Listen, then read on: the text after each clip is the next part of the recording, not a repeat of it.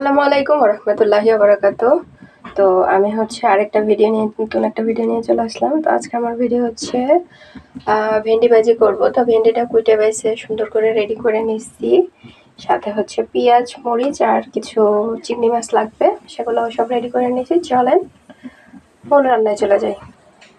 একটা কড়াই বসিয়ে দিচ্ছি, এখন তেল দিয়ে দিব একটু পরিমাণ মতো, কিছু চিংড়ি মাছ দিয়ে দিব।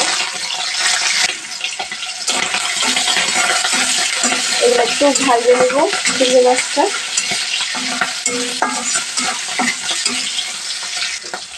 দিয়ে দেবো অল্প একটু হলুদ গুঁড়া,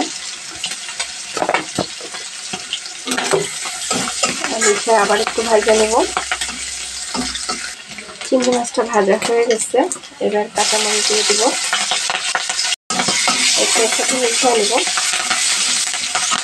এবার দিয়ে দেবো ভেন্ডিগুলো, সব একসাথে মিশিয়ে ভাজা নেব।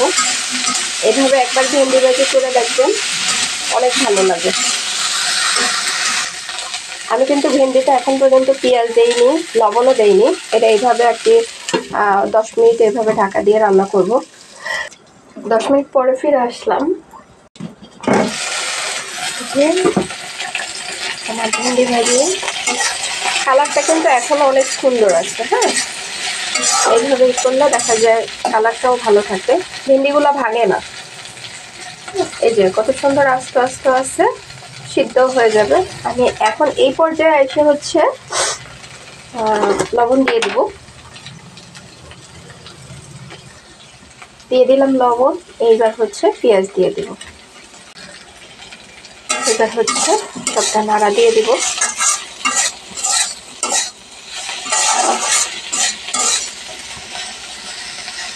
তো আমি হচ্ছে আবার ঢাকা দিয়ে রান্না করব। আবার 10 মিনিট পরে ফিরে আসবো। 10 মিনিট পরে ফিরে আসলাম।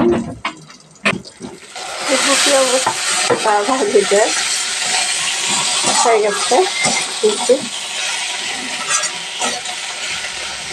আমি হচ্ছে লবণ আর এটা পরে দিচ্ছি। সুন্দর সিদ্ধ হয়ে গেছে, আমার ভাজিটাও হয়ে গেছে, নামাই নিব।